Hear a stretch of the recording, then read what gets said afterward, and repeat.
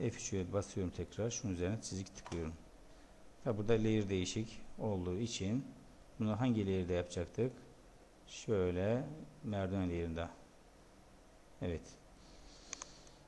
Şimdi şeklimize geri dönüyoruz. Bakıyoruz. Aynı. Tamam. Sadece burada bir çıkış hattı dediğimiz nereden çıkmaya başlayıp yukarı doğru tırmandığımızı gösteriyoruz. Okun vardığı yer tırmandığımız en üst nokta.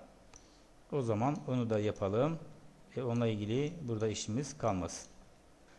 Layer değiştirelim. Farklı kapı pencerelerinde yapabiliriz.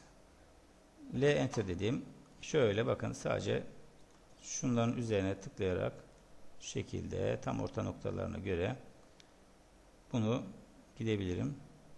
Tam orta noktalarına göre dedik. Evet, şunda bu aynı zaten. Tıklasak da aynı. Evet. Şöyle tam orta noktaları olacak.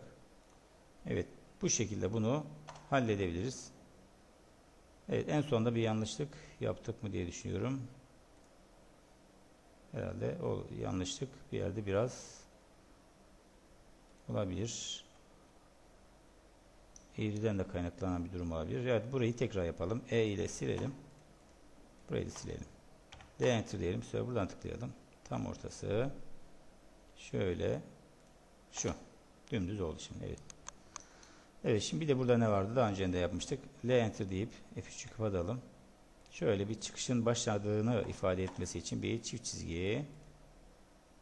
Şöyle. Bunu kopyalamayı da biliyorduk. O zaman kopya ile yapalım. CO deyip seçelim.